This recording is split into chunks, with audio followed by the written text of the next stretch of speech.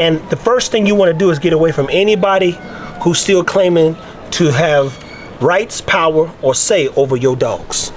So build your own. You ain't gotta be.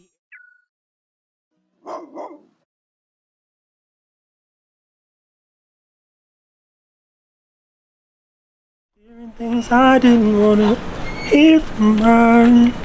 Glad I never had no kids with her. Guys, T-Fit here, Fit Bully TV. Man, look at this. This is the Fit Bully farm here. This is the Fit Bully backyard. Look at these dogs.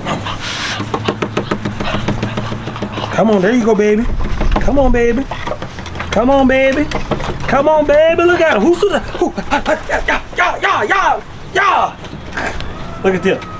Look at them. They part of the Coochie Choco Leo.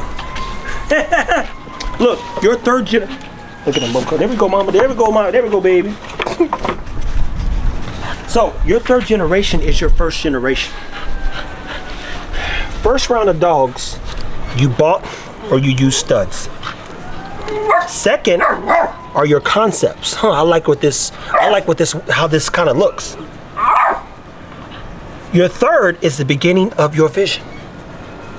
And the beginning of your vision took 6 years, depending on who you kept.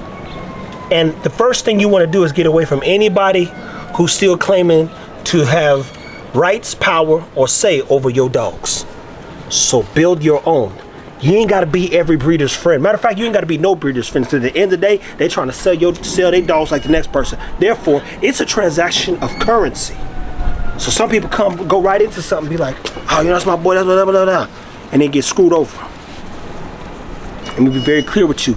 You're doing business. Business don't mean I got to be your friend. It means I have the money, you have something I'm interested in. That boy Bob, I'm gonna tell you that right now. You have something I'm interested in, I have the money. Hand me my paperwork. I wanna talk to you after this. I'm making this video because I get the videos and the questions I did before I stopped answering of all the people stressed out about what? Getting bamboozled, hoodwinked, not getting paperwork, doing business with people who want something to say over your dog, having too much control. Listen, when you go into a store, all transactions are final. When you want a refund, most stores give you credit so you can't even take your dollar to nowhere else. They're like, yo, you can come back, return it if you want, but you gonna buy from Target and Target only. That's it. No, the mess around, not have your receipt. That $2,000 is in their bank accounts. How they look?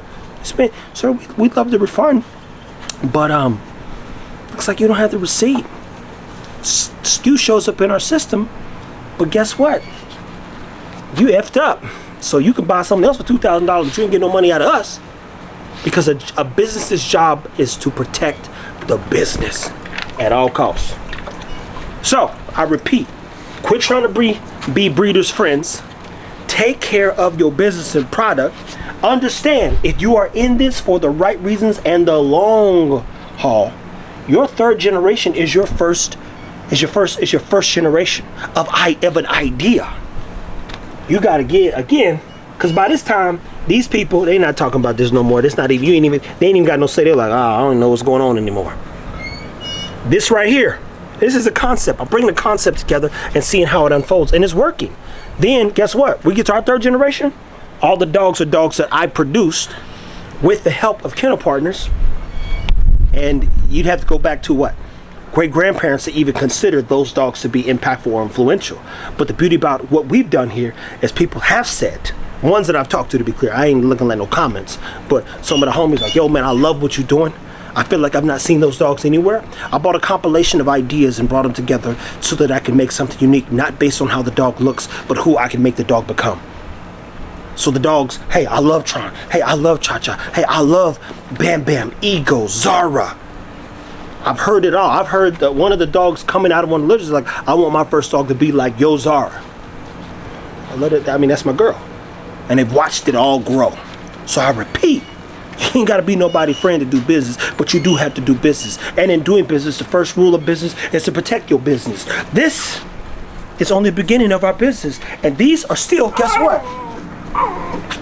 Concepts. Why? I didn't produce I did produce Ego. I didn't produce Zara. I did produce Yeah, I didn't produce her. I produced her daughter in a sense.